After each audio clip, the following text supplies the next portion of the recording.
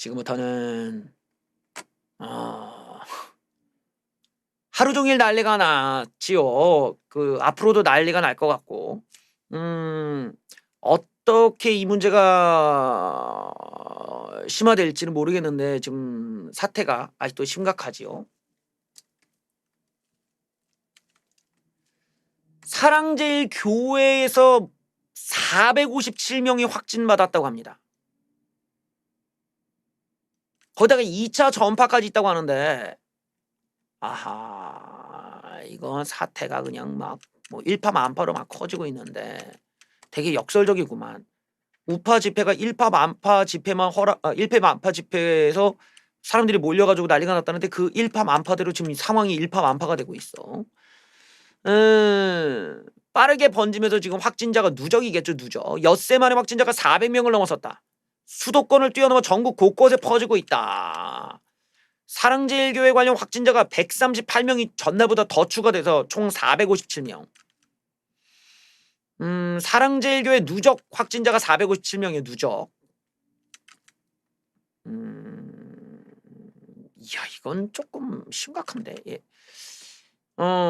연령 분포대를 보면 60대가 많고요. 70대, 80대, 60대 이상이 38%로 기존의 그 신천지보다 더 많다는 거예요, 지금.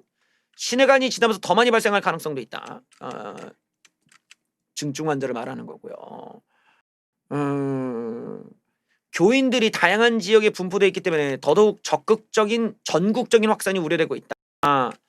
또한 다양한 교회 활동을 통해 상당 기간 반복적 노출 및 전파가 있었을 것으로 판단이 된다.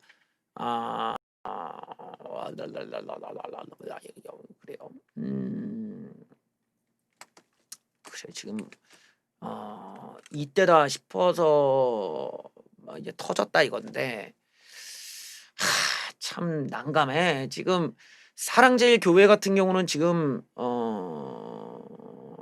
다음 주, 내가 볼 땐 다음 주말이 가면 갈수록 피크로 폭격이 맞을 가능성이 있어요. 왜냐하면 이게 잠복기가 일단은 3일에서 2주일 사이잖아요.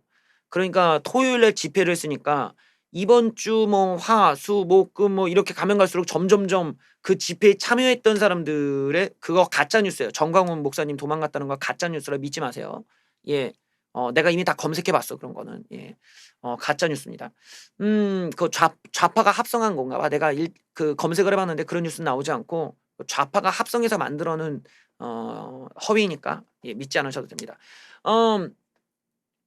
뭡니까? 이게 지금 이후에 계속 환자가 지금 늘어날 가능성이 매우 높죠. 근데 집회를 통해서 거기서 폭발이 됐다라면 이게 이제 또 팬데믹의 과정이 나오는 거거든요. 이렇게 되면 또 비난의 수위가 어마어마하게 높아질 수 있기 때문에 이런 것들이 이제 우파, 특히 이제 강경 우파 세계에 어마어마한 분열을 만들어낼 수 있는 좀 모멘텀이 될 거다. 왜냐면 이제 환자가 너무 폭발적으로 나오다 보면 아시다시피 이게 단순히 우리가 그냥 몇 명이 입원하는 수준에서 사회 문제가 끝나지가 않아. 주식은 어마어마하게 폭락할 수가 있어요. 주식 폭락을 하면 당연히 주식 넣은 사람들의 뚜껑이 열리면서 그 욕을 다 사랑제일교회 탓으로 돌리게 가능성이 매우 높겠죠. 신천지가 그랬던 것처럼. 그리고 나서 또 2주가 지나면은 이제 정광훈 목사님이 그러니까 건강하게 퇴원하시면 다행인데 퇴원을 하자마자 이제 막 사람들 와서 비난 여론이 막 어마어마할 거란 말이에요. 그 상황에서 바로 이제 구속이 된다든지 이럴 가능성이 또 높겠죠. 그러니까 지금 여론이 환자가 얼마나 느냐에 따라서 상당히 곤혹스러운 상황이 될 수 있는데, 이게 지금 한 400명, 오늘 한 100명, 200명 늘어난 것만으로도 주가가 고꾸라졌는데, 이거 1000명 단위, 2000명, 3000명, 5000명 넘어가면은 이거 좀 심각해질 수 있거든요. 근데 지금 사랑제일교회가 문제가 뭐냐면 그러니까 집회를 하기 전에 이미 그 감염이 됐다라는 거야. 그 집회에서 감염이 거기서 만들어졌다는 게 아니라 집회를 하기 전에 감염이 됐어. 무슨 말인지 알겠죠? 집회를 하기 전에 이미 감염이 된 상태였고, 그 감염이 된 상태에서 유튜브 방송 나가다 보니까 그 신혜식 선생님도 지금 확진 판정 받으셨잖아요. 신혜식 선생님도 확진 판정 받고 다른 유튜버들도 지금 어떻게 될지 모르지. 시간이 지나서 발열이 나올 수도 있고 무증상 상태일 수 있으니까. 근데 지금 신혜직 선생님도 현장에 나가서 많은 분들이랑 뭐 하이파이브하고 인터뷰도 하고 이랬기 때문에 접촉면이 넘다는 거야.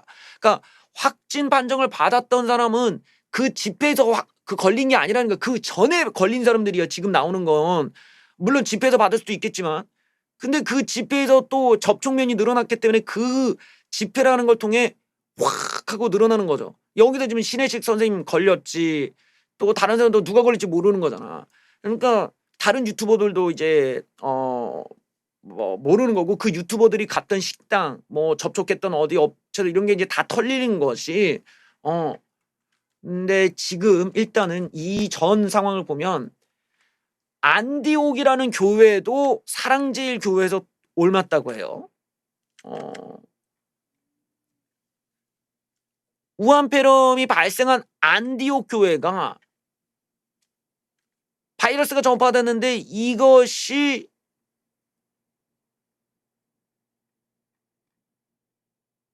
사랑제일 집단 감염에서 전파된 것이었다 라는 거야. 왜냐? 안디옥 교회 교인 한 명이 증상이 나오기 전에 사랑제일 교회 예배에 참석했다. 그 다음에 증상이 나타난 뒤에 안디옥 교회에 갔다 라니까 이게 이제 2차 전파가 됐다라는 거예요. 이걸 보면은 지금 사랑제일 교회를 통해서 전파가 뭐 이렇게 일어났다는 이야기가 어쨌든 막 일파만파로 막 이렇게 계속 뉴스가 나오는 거야. 그러면은 지금 사랑제일 교회를 들렸던 사람들이 그 관련해 갖고 전파자가 계속 2차 3차가 나오면 아주 골치가 아파. 이거는 골치가 아픈 상황이라서 이건 뭐 쉴드가 안 돼. 그러면 우파 진영에서도 뭐 손절을 치든지 나와야 되는데 이게 손절이 안 되는 거야. 왜냐면 여기에 또 신혜지 선생님이 껴있기 때문에 신혜지 선생님 입장에서 일단은 건강부터 보셔야죠. 당장 급한 거는 이제 건강하게 퇴원하는 게 중요한 거죠. 이게 왜냐면 우한폐렴이라는 게 이게 확진 판정 받고 나서 갑자기 증상이 악화되잖아요. 증상이 갑자기 악화되고 엄청나게 아프다는 거야. 그 젊은 애가 그거를 인터뷰를 했는데 이게 증상이 갑자기 어느 날 아파갖고 막 열이 나오고 막 숨쉬기 어렵고 막 이런 거기 때문에 지금 당장 건강해 보여도 당장 내일 어떻게 될지 내일 모레 어떻게 될지를 모르는 거거든. 이 병 자체가 무서운 거기 때문에. 그러니까 일단은 차분하게 이제 건강하게 퇴원하시는 것이 더 중요한 거겠죠, 당장은. 근데 그러고 난 뒤가 이제 문제죠. 건강하게 나오시면 다행인데 그 뒤도 그렇게 좀 상황은 건강하지가 않죠. 온갖 비난을 다 해야 되는데 끝까지 우리는 잘못한 게 아니다 이렇게 나오면 이게 이제 지금 유튜버들 간의 갈등이 막 폭발할 수가 있어요. 이거는 조금 이제 그런 점에서 이번 집회를 갖다가 주도했던 유튜버들 같은 경우는 굉장히 곤혹스러운 지금 상황인 거지. 그러니까 아주 막 이제는 이번 코로나를 갖다가 좌파들이나 언론 매체에서도 사실은 도식화시키기 위해서는 누구 하나 이렇게 빌런을 만들어야 돼. 나쁜 놈을. 보통은 언론이 그런 특성이 있잖아요. 이번에 당첨된 게 이제 정광훈 목사가 된 거죠. 정광훈 목사도 확진받고 광화문 집회가 이 불똥이 지방까지 퍼집니다. 전국 코로나를 마치 광화문 집회에서 퍼진 것으로 이제 단정 짓고 나온 거예요. 이 광복절 집회에 전국 각지에서 수백 명씩 참가한 것으로 알려져 신종 바이러스가 소강사태였던 게 초비상사태로 돌입했다. 사랑제일교회에서 250명이 넘는 확진자가 나오고 이들이 또 상당수가 광화문 집회에 참여하고 여기서 집회에서 이제 참여자가 이게 확산이 되면은 상상 초월이 될 수 있어요. 상상 초월. 왜냐면 그때 집회가 또 어마어마하게 많은 분들이 오셨으니까. 바로 그 지점을 지금 지적하는 거예요. 일단은 사랑제일교회 신도 전북에서도 4명이 확진 판정. 그리고 이 중에 한 명은 실제로 광화문 집회에 참여했다. 오전 10시 반부터 오후 4시까지. 그러니까 사랑제일교회 신도 중에 한 명이 확진자였고 그 확진자가 광화문 집회에도 참여했다. 여기에 정광훈 목사님, 여기에 신혜식 선생님 이렇게 하니까 지금 확진자가 그 광화문 집회만 지금 3명 이상은 된다는 거야. 그래서 지금 집회에 참여하신 분들께서 지금 본인의 증상을 잘 보셔야 돼요. 내가 좀 발열이 있다, 좀 열이 있다, 약간 기침이 나온다.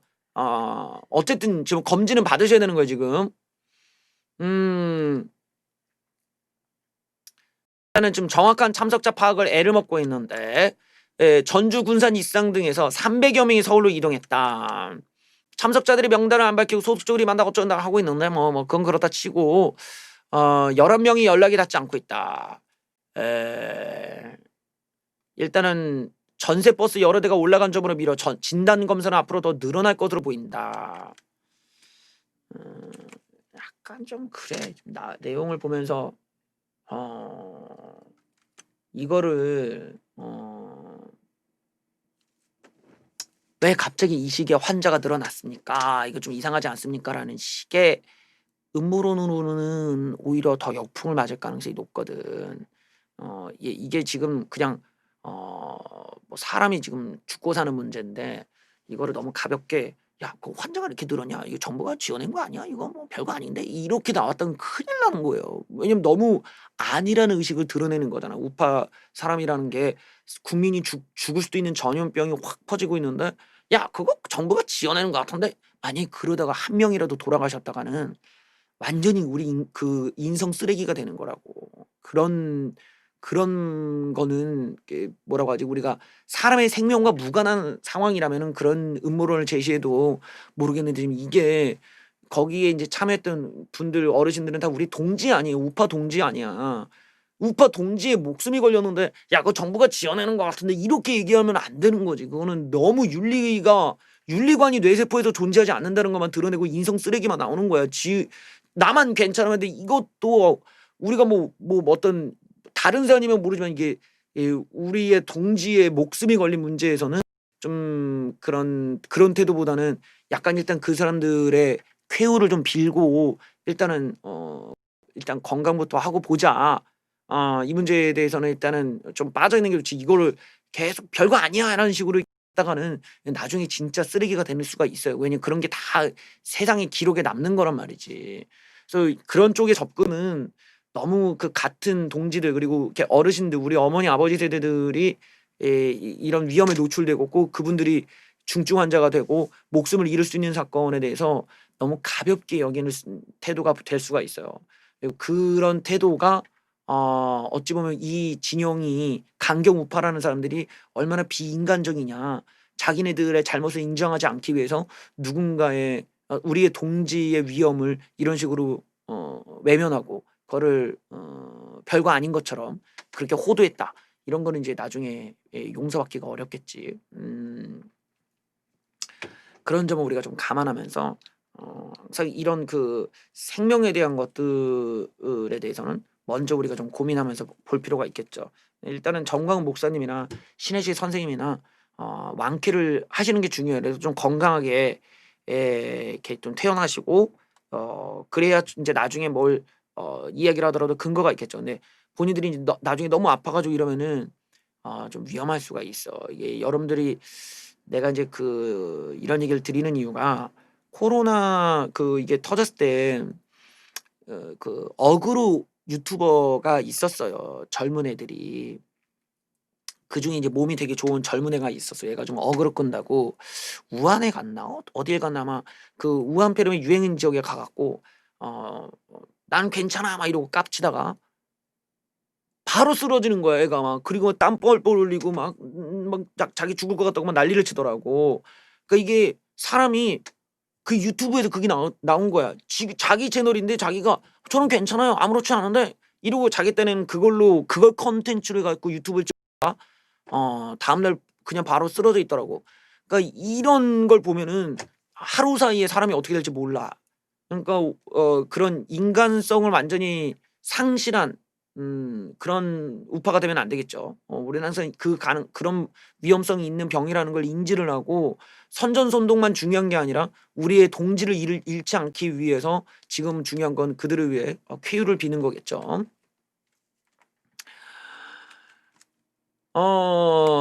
정광훈 목사가 고위험군 환자라는 얘기인데 지금 나오는 얘기는 이제 전 목사가 증상이 없다. 라는 얘기예요. 무증상 경증인 것처럼 겉으로 보기에는 그렇게 보이지만 보통 이런 환자들은 생활치료센터로 가게 되는데 그런데 전담병으로 갔다. 왜일까? 그가 경증이 아니라는 증거라는 거예요, 지금 이게. 도주했다는 건 사실이 아니에요. 그거는 지금 정광훈 목사가 목사 도주 뉴스는 가짜 뉴스예요. 가짜 그 코믹 뉴스예요. 한마디로 낚시하려고 좌점이 만든 거예요. 제가 이미 그거 나왔을 때 이미 다 검색해보고 다 해봤는데 그건 거짓말로 판명이 났습니다. 예, 실제로는 존재하지 않는 거예요. 그러니까 그런 거짓 뉴스에 낚이시면 안 되고 일일이 꼭 검색을 해보세요.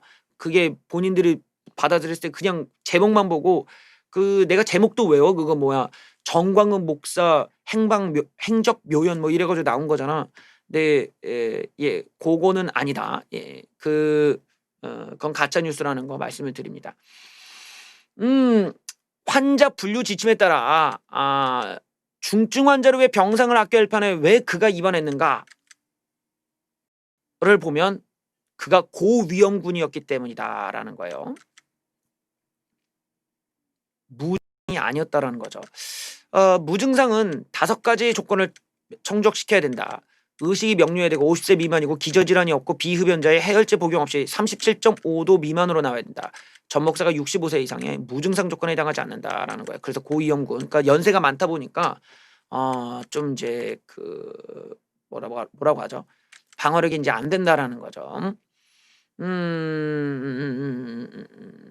만성 기저질환이 있는지 뭐 등등등을 보는데 이런 건 공개할 수 없다라는 거예요. 일단은 정광훈 목사님도 지금 연세가 있어갖고 위험할 수 있어. 예, 위험할 수 있죠. 근데 지금 나오는 뉴스 중엔 이런 뉴스도 있어요. 이 뉴스에 대해서도 지금 말이 많은데 이거를 어떻게 봐야 될지 모르겠네. 정광훈 하루 만에 건강 사태가 악화됐다고 하는 뉴스가 나왔습니다. 평소 앓던 기저질환이 악화된 것으로 확인되었다. 이거를 한국기독교총연합회 관계자가 정광훈 목사님 건강 상태가 안 좋아지냐 물었더니 네, 좀 그렇습니다. 기침 같은 걸 하는 거냐, 그게 아니라 평상시 앓고 있던 게 뭐 안 좋아졌다라는 얘기를 한국기독교 관계자가 지금 얘기했다라는 거예요. 근데 지금 이거 이후에 뭐 인터뷰가 유튜브에 올라온 것에는 뭐 별 증상 없다 뭐 이랬는데 그게 지금 시차가 업로드 시차만 이게 뒤였지 인터뷰는 그 전에 한 것일 수도 있기 때문에 실제 내용은 좀 내일 지나봐야 알 수 있을 것 같아요.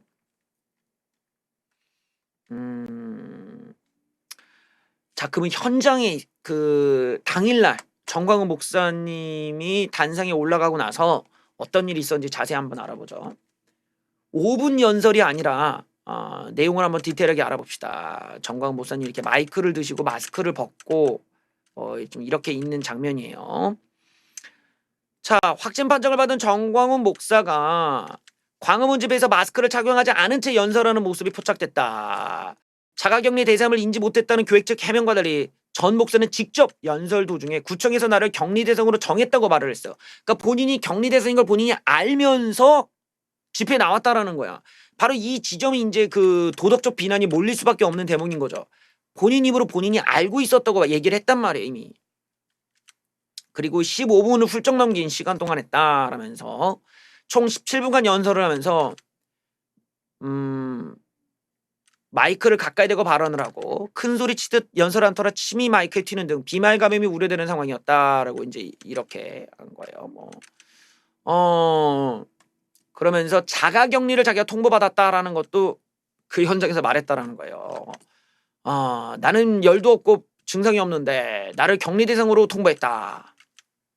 내가 그걸 받아들이겠느냐라고 하는데 이 지점이 이제 문제가 될 수 있는 거죠. 요게 이제 법적으로 문제가 될 수 있는 거지. 격리 대상이 나가버리니까 말이야. 예, 하여튼 뭐 그렇게 됐고 여기서 마이크를 이렇게 넘기는 거예요. 아마 이분이 집회 주최하시는 손상대 선생님이신가? 아마 그럴 것 같은데 여기 보시면은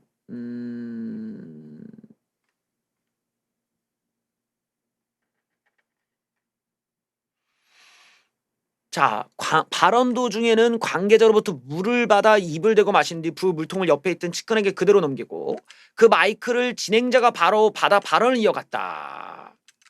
그리고 마스크를 끼지 않은 사람들이 이제 마이크를 받은 거야. 예, 그래요. 이런 이제 받는 장면이 나왔죠. 일단 여기에 대해서 줄줄이 이제 마이크를 같이 받은 사람들이 이제 같이 위험성이 높아지는 거니까.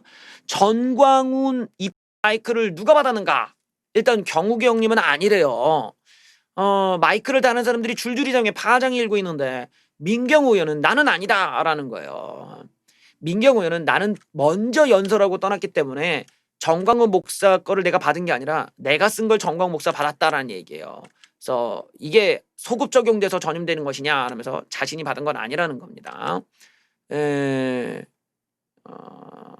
또 이 정광훈 목사가 들고 있던 마이크를 따라가 보았더니 그 옆에 이제 김경재 총재, 그 김경재 총재 손을 잡은 거죠. 정광훈 목사님은.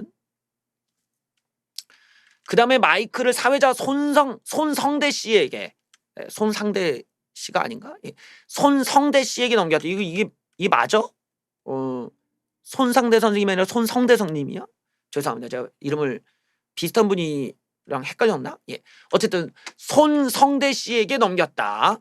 그 다음에 그거를 이봉규 형님이 받으시고 강현재 변호사가 받았다. 이거 오타야, 오타? 상대가 맞아? 예. 손상대 선생님이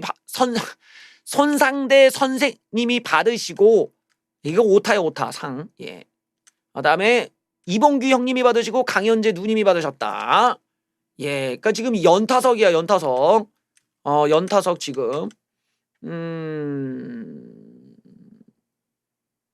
경찰도 법원도 비상이 걸렸다. 경찰도 지금 접촉을 했기 때문일 거고요. 뭐 이제 난리가 났네. 예. 이러다 보니까 다들 정광훈 목사님과 손절 치고 있다, 이런 뉴스들이 이제 나옵니다. 안타깝게도 지금 손절각을 제야돼. 손절각을 제야되는데 지금 참 그 신의 한수 형님들이 아주 입장이 곤란하게 됐어요. 이번 상황이 정광훈 목사님을 손절하자니 입장이 좀 그렇고, 안 하고 밀고 가자니 환자들이 이렇게 늘어나는 것에 대한 실질적인 책임 문제가 이제 커질 수가 있죠. 왜냐면 내가 계속 강조하듯이 그게 유튜버들이 이제 그 슈퍼챗을 받고 후원금을 많이 받은 그 현장에서 그런 게 있는 상업적 활동을 했는데 결과적으로는 오히려 그런 동지들에게 병을 뿌리는 이런 상황이 됐다 보니까 신의 한수 같은 경우 분들은 이제 완치가 되고 나면 그 뒤에 여기에 대한 책임 소재가 상당히 커질 수가 있겠죠. 그래서 신혜식 선생님께서는 좀 이제 전략적으로 잘 대응할 필요가 있다. 이게 참 뭐라고 할까요? 참 우파 유튜버 세계에서 굉장히 이건 큰 사건이 될 거예요. 왜냐면 신의 한수가 제일 큰 채널이고 신혜식 선생님이 오랫동안 그 시민운동을 하신 분이잖아요. 여기에 그 신혜식 선생님이 굉장히 큰 위기에 처했다고 할 수 있는 거죠. 일단 시민운동가 신혜식의 역사 속에서 내가 볼 땐 가장 큰 위기야 지금. 건강도 건강인데 이후에 이 부분, 그러니까 이 어떤 병을 확진받고 병을 퍼뜨릴 수 있었다라는 이 위험성에 대한 성숙한 책임 의식을 어떻게 표현할 것이냐, 이게 이제 신혜식 선생님과 신의 한수 팀한테는 굉장히 큰 어떤 그 큰 벽이 될 겁니다. 한 번도 그런 유튜버들이 이런 부분에 대해서 이제 사과 반성을 잘 안 했다 보니까 진짜 요즘 뭐 유튜버들 잘못했습니다, 사과 드립니다, 이런 것처럼 뭐 구독자가 400만에도 뒷광고 때문에 사과하듯이, 이건 그것보다 더 심각한 문제잖아요. 그런데 이 우파 유튜버 중에 가장 대표적이고 가장 구독자가 많은 채널이란 말이지. 그만큼 탑을 달리는 채널에서 지금 이런 문제가 터졌다라는 거는 신혜식 선생님이 어떤 짊어져야 될 책임이 적지가 않은 거죠. 그 모든 것들이 이제 정광훈 목사님과 신혜식 선생님한테 많이 이제 폭격을 했기 때문에 신혜식 선생님께서는 이제 건강을 되찾으신 게 먼저고, 그다음에 이 문제를 어떻게 사과를 하고 책임을 질지에 대한 부분에 대해서 확실히 잘 매듭을 짓지 못하면 이게 굉장히 역풍이 일어날 수가 있다. 이런 부분을 좀 생각을 해야 될 겁니다. 지금 그런 문제가 많이 부담이 될 것이에요. 전광훈 선긋기에 나선 사람들. 자, 미래통합당 소속 인사들이 정광훈 목사와 선긋기에 나섰다. 정광훈 목사가 확진 판정을 받으니까 여론이 급속히 악화되니 점점 이제 피하게 되는 거죠. 크로스 체크님 감사합니다. 이번에 집회 참 산석한 아스팔트 우파 유튜버들 아닌 우리 유튜버들 큰 실수한 겁니다. 네, 약간 이제 우리가 어떤 행동주의 우파도 이제 전술 전략이 필요하다는 거를 깨달아가는 과정이니까요. 보죠. 전광훈 목사를 잘못 옹호했다가는 방역 방해 세력으로 몰려 국민적 지탄을 받을 수 있기 때문에 아주 조심해야 되죠. 지금 상황이 위험할 때입니다. 홍문표 의원, 이분은 여기 왜 간지 모르겠어. 예, 일단 이분은 나는 검사 대상자가 아니라고 해서 검사를 안 받았다라고 하면서 나는 한 3명 정도 만났다라는 말씀을 하셨어요. 그래서 난 정광훈 목사와는 거리가 멀리 떨어졌다. 나는 상관없다. 나는 열도 안 난다라고 지금 얘기를 하고 있어요. 이것도 좀 어서 뭐가 터질지 몰라. 민경욱 의원 역시 나는 2시에 연설하고 떠났기 때문에 상관이 없다. 그리고 나는 음성 받았다. 다행입니다. 차명진 의원 역시 어머니께서 거기 왜 가냐고 통곡을 하셔서 내가 가서 치료받고 내 어머니가 계속 우셨다. 지금 아스팔트 태극기로 불리는 이들도 사랑제일교회 선긋기에 나서고 있다. 왜냐하면 전광훈 목사가 확진 판정을 받으니까 여론이 급속히 악화됐기 때문에 쉴드 칠 명분이 없는 거죠. 그러다 보니까 이게 더불어만민주당에서 정광훈 목사 통합당을 연계해서 대구민사과를 요청하다 보니까 이 모든 것에 대한 책임이 민경우 의원, 그다음에 차명진 의원, 홍문표 의원, 그다음에 김진태 의원, 이분들이 다 이제 짊어져야 되는 상황이 오니까 그러고 싶지는 않은 거지. 이러다 이제 당에서 내쫓긴다고 막. 그러니까 이제 선긋기를 나선다 했고 난 상관없다 이렇게 나간 거예요. 중도층 공약으로 지지율이 오르고 있던 통합당에도 부담을 주는 것을 우려한 것으로 보인다. 예, 정광훈 목사와는 선을 그어야 된다며 자기격리 사전인지 여부를 철저히 밝히고 자가격리 위반은 엄중한 사안을 인식해라. 예, 그냥 친이계들이 신났지 이거 지금 이것 때문에 지금 강경 친박계가 그냥 폭격을 맞게 생겼어 지금. 좀 통합당에서도 좀 성 긋고 나옵니다. 상승곡선, 지지율 상승곡선이 꺾일라 통합당 정광과 거리두기 안간힘에 나서고 있는데 여당의 공세 우리는 무관하다고 애써 반박을 하는 중입니다. 통합당의 입장이 참 애매해졌어요. 태극기 세력의 주요 그룹인 이들과 그 당 지도부는 물론 당 일각에서 긴밀한 관계를 어떻게든 끊어야 되는데 이걸 제대로 할 수가 없어요. 이게 지금 지지율 급락을 할까 노심초사하는 모습이다. 정광훈 목사에 대한 심각한 우려를 표명한다면서 지금 통일당 대변인 김은혜 누님이 일단은 까고 나왔습니다. 정광훈 목사가 한 행동은 이해할 수 없다. 비판받아 마땅하다.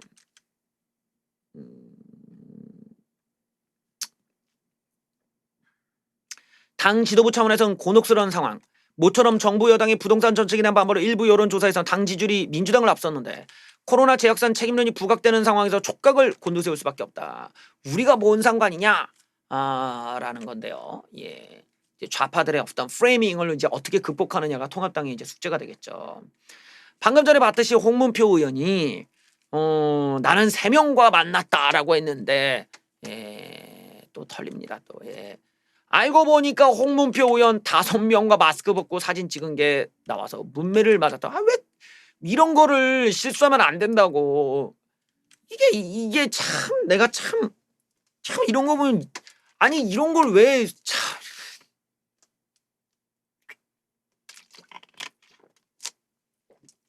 아니 이런 거를 3명인지 5명인지도 구별을 못하면 어떡합니까 의원님. 이러면은 어떤 문제가 생기면 일부러 속인 게 된단 말이야. 뻗어지 사진이 이렇게 마스크 벗고 찍은 게 있는데 3명이라고 거짓말하면 어떡해. 현역 의원이 홍문표 미래통합당 의원이 집회 참가자 3명과 접촉했을 뿐이라고 해명했지만 알고 봤더니 이보다 더 많은 의원과 마스크를 착용도 안 하고 함께 찍은 사진이 나오면서 문매를 맞고 있다. 그러나 홍 의원을 만났다는 지역구 관계자의 SNS 인증 사진에서 다른 정황이 나오면서 마스크를 벗고 5명과 기념 촬영을 하는 등 접촉자가 많았다. 예, 김 의원이 햄버거를 사가지고 23명 있는 버스 왔는데 홍 의원이 햄버거를 사가지고 격려차 오셨다를 보면서 더 많은 사람과 접촉한 거 아니냐, 햄버거를 몇 개 샀는지가 또 중요해지겠네요. 그리고 이제 홍 의원은 내가 3명 정도로 생각했는데 추후 사진을 보니 5명인 거 기억의 착오다. 예, 5분 정도만 있었다는데 또 여기 또 하나는 이 햄버거 문제가 있어요. 자신의 지역구도 아닌데 당과 관련도 없는 행사 자리에서 지역구민에게 햄버거를 대접했다면 이게 선거법 위반에 해당할 소지가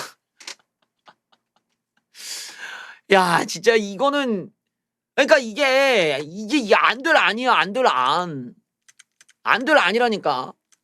안 될 놈은 안 돼. 한 번 안 풀리면 계속 안 돼. 햄버거를 준 건 또 선거법 위반이야. 선거법 위반에는 국회의원이 선거구 안에 있는 자나 기관단체 시설 또는 당 선거구 밖에 있더라도 선거구민의 연고가 있는 자 등등에게 기부행위를 할 수 없도록 규정하는데 햄버거를 줬다면 법이 위반이라는 거야. 네, 아직은 모르지만 이제 증거 진술들이 나오면은 딱 걸린다는 거죠. 예. 그러니까 홍문표 의원 같은 경우는 좀 거기를 통합당 의원이 거기를 이제 뭐 잠깐 뭐 어쩔 수 없이 지인이 와서 내가 들렸다 이건데 그렇게 인증사진 들리고 그 햄버거 사갖고 그거 가고 이게 지금 뭐 치킨 피자 시위도 아닌데 거기를 그렇게 가졌다라니까 이게 이제 통합당으로서는 아주 골치가 아픈 상황이지. 집회 참여했다고 때릴 수도 없고 냅둘 수도 없고 이게 거기다가 이제 뭐 나중에 이제 이게 시간이 지날수록 뭐 모르는 거 아니겠어요. 좀 고민입니다. 사랑제일교회 모녀가 확진자 접촉했다라는 통보를 받았음에도 고속버스를 타버렸다고 합니다. 전북 군산시가 확진자 접촉자 통보를 받고도 고속버스를 타고 지역에 온 사랑제일교회 교인에 대해 고발을 검토하고 있다는데 60대 여성 A씨와 30대 여성 B씨가 전날 코로나 검사에서 양성 판정을 받았다. 이들은 서울 성북구 사랑제일교회에서 계속 거주한 것으로 알려졌는데 이분들은 이전에 성남의 확진자와 접촉한 뒤 13일, 14일에는 교회를 나와 한 고시원에서 생활했고 그 다음에 15일은 확진자 접촉자라는 연락을 받고도 고속버스 타고 군산으로 내려갔다 합니다. 카미카제인가? 예. 군산에 가갖고 이게 지역사회까지 감염이다 해갖고 지금 이거 좀 문제가 되는데 일단 이게 사랑제일교회 교인들이 지금 어떻게 보면은 그 명령을 따르지 않고 이렇게 하다 보니까 더 이제 비난이 커질 수 있는 거예요 지금. 여기에 또 사랑제일 교인들에 대한 문제가 막 터져요. 확진을 받은 뒤 도주했다라는 거야. 난감하네요. 확진 판정을 받은 교인 2명이 잇따라 달아나는 사건이 일어났다. 하나는 이제 어저께 얘기한 거고 또 하나는 파주에서 격리 치료 중이던 50대 애가 병원에서 도망가 버렸다. 사랑제일교회에 머물러 예배를 본 뒤 감염된 것으로 파악되는데 이분의 탈출은 병원 직원이 8시쯤 오전 8시쯤 격리 치료 중이던 병실에 배식을 위해 들어갔다가 그러니까 그 전에 도망가 버린 거네. 이날 0시 18분쯤 병원 정문을 나선 모습이 CCTV에 촬영됐다. 남편 팔을 물고 도망간 걸 어제 다뤘고요. 그러니까 지금 나오는 걸 보면은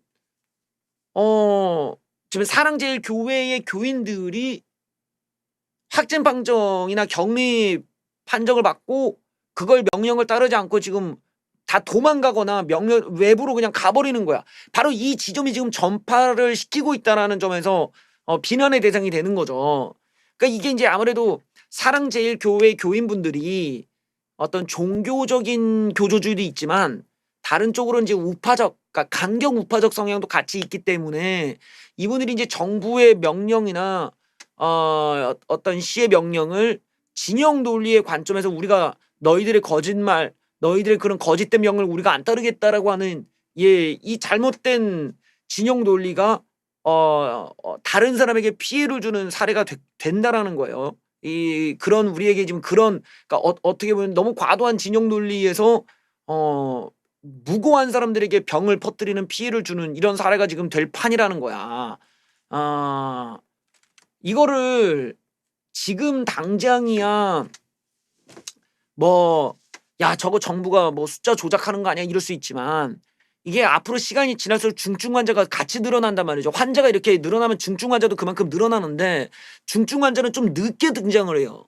일단은 확진자가 나오고 그다음에 이제 알아눕는 사람들이 같이 늘어나기 때문에 중증 환자는 며칠 더 걸려. 그러니까 일단 확진자가 늘어나고 중증 환자가 늘어나면 어떻게 돼요? 사망자도 그 뒤 같이 늘어난단 말이야. 이렇게 됐을 때는 정부가 수치를 속인다라는 말이 안 돼요.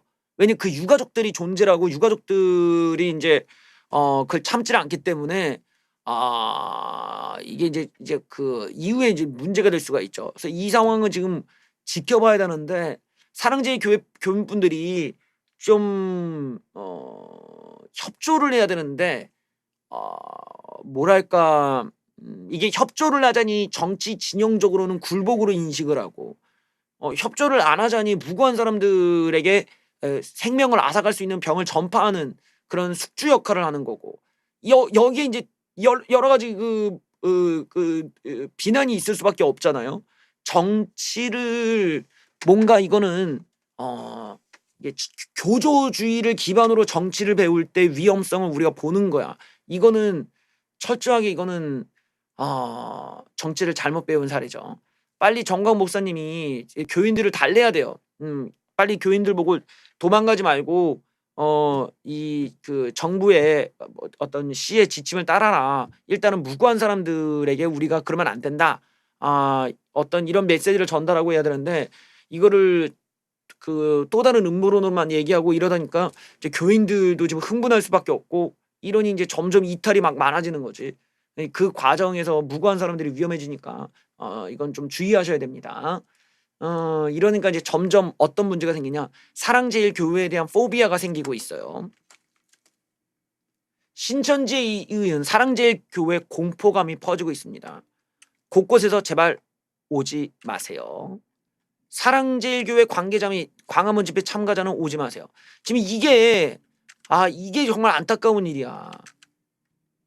이렇게 여러분들 보시면은 안 그래도 자영업자들이 힘든데 자영업자들이 지금 갖고 있는 구도가 뭐야?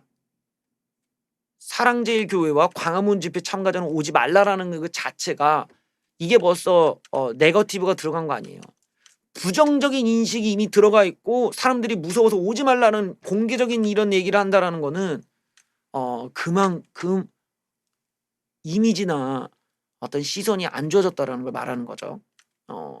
이거는 여러 가지로 고민할 수밖에 없죠. 다른 것도 마찬가지예요.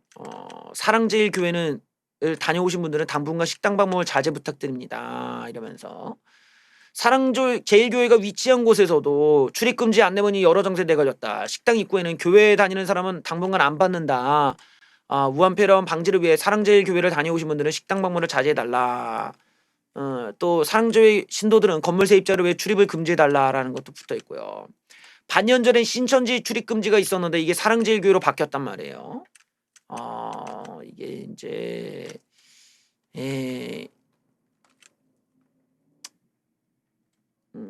이런 게 참 안타까운 일이지. 이게 이런 거는 다시 개선시키기가 되게 어려워. 더 아주 많은 봉사활동과 진심의 참회 뭐 이런 게 아니면 아주 곤란하죠. 그래서 지금 물론 이게 이제 기독교 전반위적인 기독교에 대한 비난으로 가는 것은 좀 에바세바지. 이건 기독교 자체의 문제가 아니라 어떤 그 사랑제일교회라고 하는 곳의 운영의 문제니까 이건 기독교와 연관짓기보다는 좀 별개의 문제잖아요. 근데 이제 이때다 싶어서 이제 반기독교 성향을 가진 사람들은 기독교까지 싸잡아서 욕하는 분위기는 만들고는 있어. 근데 그거는 뭐 중요한 문제는 아니고 지금 우리가 봐야 되는 거는 일단 정광훈 목사님 또 사랑제일교회 그다음에 어떤 우파 집회 그리고 그걸 주동했던 이제 유튜버들 그 현장에 있던 사람들이 이제 다 병에 걸릴 위험이 있고 앞으로 걸릴 수가 있다는 거죠. 가능성이 높다라는 거. 어쨌든 확진자와 접촉을 해가지고 잠복기 2주 동안은 유심히 봐야 되는 거거든. 그다음에 나중에 언제 양성이 나올지 모르는 거니까 이런 점에서는 지금 집회 한번 했다가 난리가 나는구나. 이런 이제 구조가 이어지는 거죠. 그 도식이. 이분 또 위험해졌네요.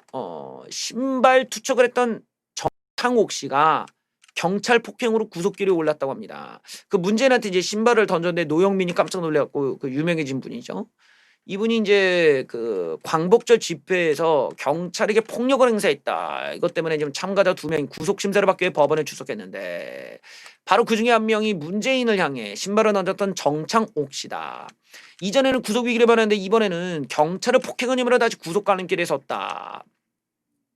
이번은 나는 담담하고 괜찮다면서 그냥 평화적으로 청와대 가는 사람을 붙잡았다. 난 거기에 대해서 항거할 것이라고 했습니다. 경찰을 폭행이냐라는 혐의에 대해서 나는 한 적 없다. 정부가 날 표적으로 삼고 있다며 그랬다고 합니다. 그래요.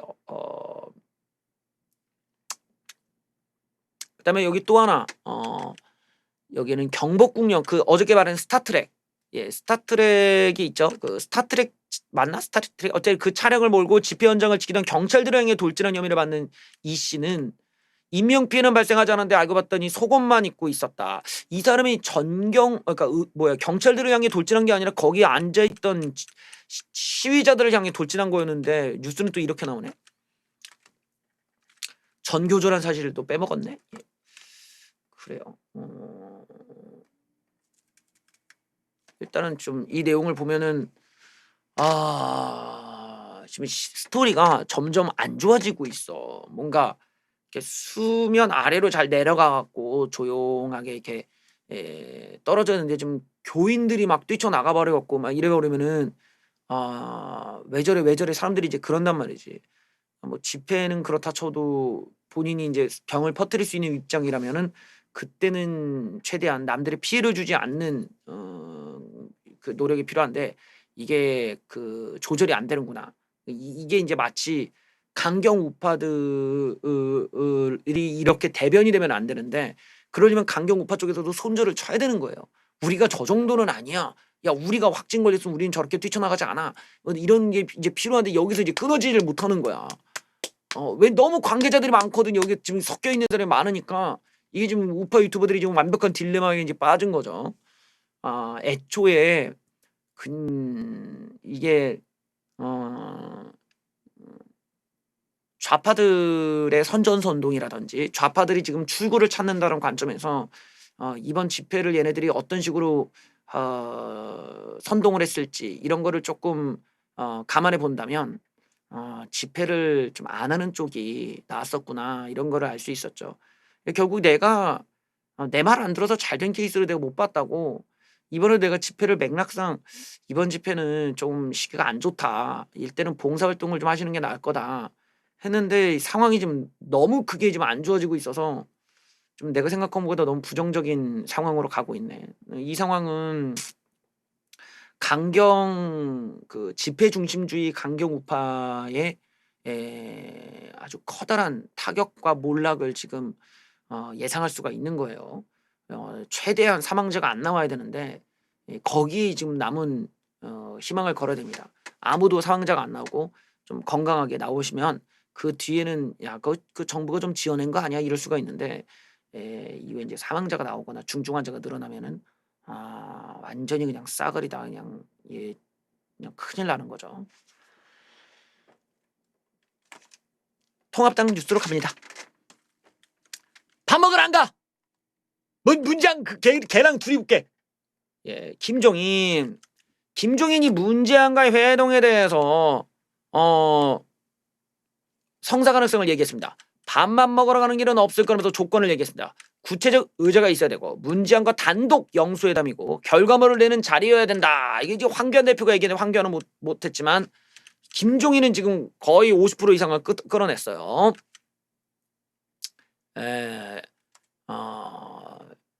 청와대가 배동한 게 맞나? 제대던 그 개야가 와갖고 그냥 어물어물하면서 뭐 청와대를 식사하자 이런 식으로 대충 얘기하는 거야. 이게 무슨 회담 제안이야 이게? 내가 그 밥 먹으러 가겠어? 청와대가 왜 회동을 제안했다고 그러나? 아이 그게 지들이 좀 지절 빠지니까 나한테 그 괜히 그 뭐 만나지는 모습 빨리 그 쇼하는 거지 뭐 하면서 물어봐. 문제는 언제 만날 건가? 조건이 맞아야 만나지. 이게 내가 그냥 만나줄 것 같아. 이게 뭐 그 안건을 그 공적으로 막고 말해야지 그냥 밥만 먹으면 안 가. 뭐 이건 장난해? 회담 형식도 중요한가? 되게 여러 그뭐 쓰잘데기 없는 놈들 그뭐 여러 그 놈들이 몰려갖고 그런 건데 아무래도 단독 해야 돼 단독. 아니면 나가. 예, 얘기했다고 합니다.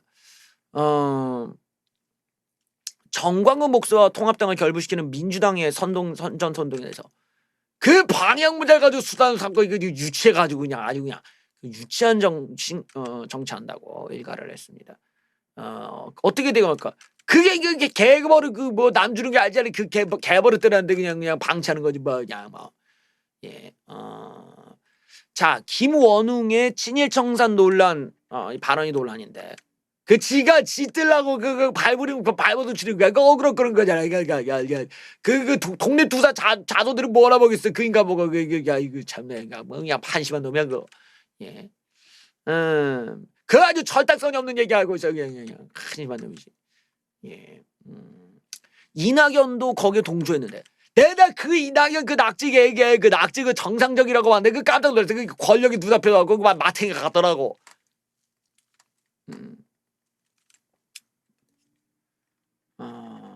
종이날배의 지금 임기 연장 얘기가 나오는데 종이날배는 생각이 없나 봐요. 나는 4월 이후에는 안 할 거야 이러고 집에 가겠다고 하네요. 여론조사가 일시적이다 항구적이다 그런 식으로 말은 못한다. 뭐 무소속 복당들은 뭐 다음 분들이 알아서 할 일이고 내가 크게 눈이 들어도 나한테는 안 되다 이런 얘기인 것 같아요. 김종인에 대한 이제 그 관심도가 높아지는 때예요. 그래서 인터뷰가 이렇게 왔는데 통합당이 지지율이 높아졌다 해서 내년 4월 이후 계속 나는 할 거라 생각은 안 한다. 예, 또 뭐 여론조사에 국민들이 판단하는 거니까 내가 뭐 이렇고 저렇고 얘기 안 하겠다.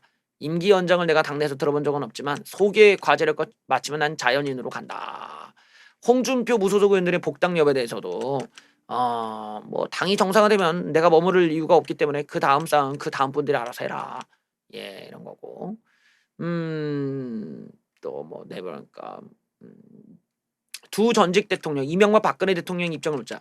두 전직 대통령 간에는 재판이 있으니까 재판 끝나면 공식적으로 밝히겠다. 또 통합당은 기득권을 보호하는 정당이고 부자만 좋아하는 정당이라는 인식을 내가 바꿔야 된다. 약자와의 동행으로서 그 인식을 바꾸겠다라는 목적을 갖고 있어요. 그래서 뭐 통합당이 재집권하려면 대구 경부만 가지고 집권할 수 없다. 50% 이상이 운집해서 사는 수도권을 가져가야 된다. 그래서 현실론을 지금 제시한 거예요. 마지막 통합당이 가만히 있는데 구체적으로 왜 지지율이 올랐나? 바로 여기에서는 이제 숨은 의미가 이거라는 거예요. 바로 통합당이 철들었다라는 평가가 그거라는 거죠. 당이 조용하니까 그 국민들이 우리 당 보고 철드네라는 생각하셔서 지지해 준 게 아니냐는 생각합니다. 라고 얘기를 했다고 하는데 김종인 위원장은 국민의 의식 변화에 적응하지 못하면 성공할 수 없다며 탄핵을 되돌아봐야 된다라는 얘기를 했다고 합니다. 대구에 가서 이 얘기예요. 탄핵당하고 후회봐야 소용이 없다. 박근혜 대통령이 이제 경제민주화에 대한 약속을 지키지 않았다라면서 뭐 그런 얘기를 하고 보수정당 통합당이 보수정당인 걸 부정하는 사람은 없다.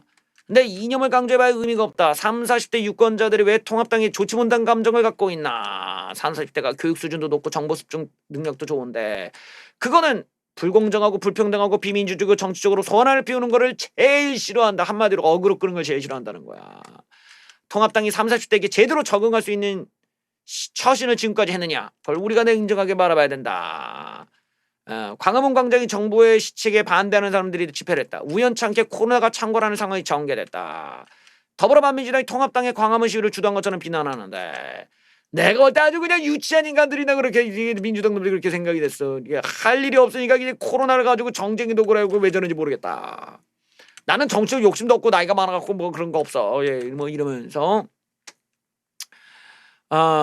최근 당이 조용한 모습을 보이기 때문에 국민이 철이 들어가는구나 그런 인상을 받은 듯하다. 지지율이 높은데 거기에 만족하지 않겠다. 라면서 뭐 그렇습니다.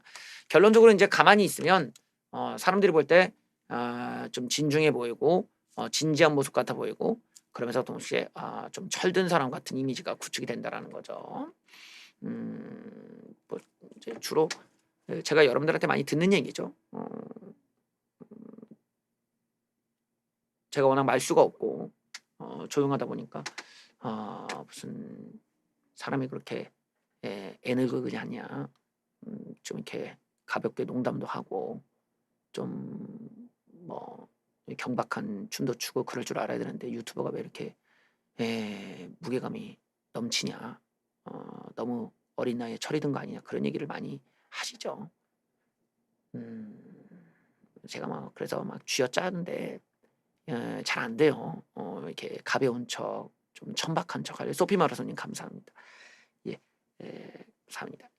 제가 좀 천박한 척, 가벼운 척 하는데 잘 안 돼요. 그래서 연기 학원을 좀 다닐까, 코미디 학원 다닐까. 개소리 죄송합니다. 다 마지막 뉴스. 마지막 뉴스는 여러분들 층간소음 때문에 고생하시는 분들을 위해서는 아주 좋은 소식이네요. 제가 층간소음 때문에 조금 고생한 그 적이 있어요. 근데 나 같은 경우는 이제 층간 복수로 이제 윗집을 날려버렸는데 윗집이 500만 원은 손해배상하라고 하는 판결이 나왔습니다. 층간소음을 줄여달라는 아랫집 요청에 오히려 층간소음을 더 유발한 윗집 거주자가 수백만 원의 배상을 해야 된다는 법원 판단이 나왔다. 자, 민사에서 A씨가 B씨를 상대로 낸 500만 원 손해배상 청구 소송에서 원고 승소 판결을 내렸다. 강남 아파트 1층에 이사를 했는데 2층이 계속 발을 구르고 난리를 쳤어요. 그래서 경비실에 사태 해결을 요구했고 근데 B씨가 소음 발생 사실을 부인하거나 인터폰을 받지 않고 그러다가 마치 한밤중에 저주파 스피커에 정체불명 기계음까지 나오고 그러다 보니까 아래쪽에 있는 자녀들은 수면장애, 불면장애, 만성위험 등을 겪게 되었다. 그리고 과일 등 선물과 편지를 여러 차례 건넸지만 모두 거절당하자 어쩔 수 없이 내용 증명을 보내고 경찰에 신고. 그다음에 소음 진동 기술사를 불러 전문 기계로 소음을 측정한 결과 정체불명의 기계음은 무려 90데시벨을 넘는 수치가 나왔다. 이거는 기준치가 이제 그 층간소음 범위의 기준치가 45데시벨인데 그걸 훨씬 넘어서 이건 시끄러운 공장 안의 소음과 비슷했기 때문에 그다음에 그러니까 판사가 500만 원을 모두 인정하고 배상해라. 층간소음으로 인한 분쟁이 끔찍한 형사사건으로 이루어지긴 하는 현실을 받는 게 재판부도 파격적인 판결을 내렸다. 네, 이게 이제 사실 저게 공짜는 아니고 여러분들이 이제 소음을 측정하는 그 데가 있어요. 거기 이게 소음 측정해 주는 게 있는데 얘네가 돈 받고 해. 얘네 몇십만 원 받아요. 이게 뭐라고 하지? 소음이 나오는 시간에 얘네들이 와갖고 이걸 해야 되거든. 그리고 이거 장치를 하고 소음을 재. 그래갖고 이게 이제 저 법적 데시벨을 넘는지를 본단 말이지. 넘으면은 이제 그 법정에서 제출할 수 있는 그 증거가 되는 거죠. 증거가 되는 거야. 그래서 그런 거 이제 쥐고 저게 아마 돈 줘서 와서 쟀을 거예요. 돈 몇십만 원 나가. 예, 보통 이제 저렇게 가면 굉장히 오랜 시간 동안 고생할 수밖에 없죠. 예, 이해는 그냥 층간소음 복수 스피커로 그냥 조져버리면은 윗집이 당연할 수가 없다는 하지만 뭐 어쩔 수가 없지 이렇게 됐으니까 뉴스 마치겠습니다. 봐주셔서 감사합니다.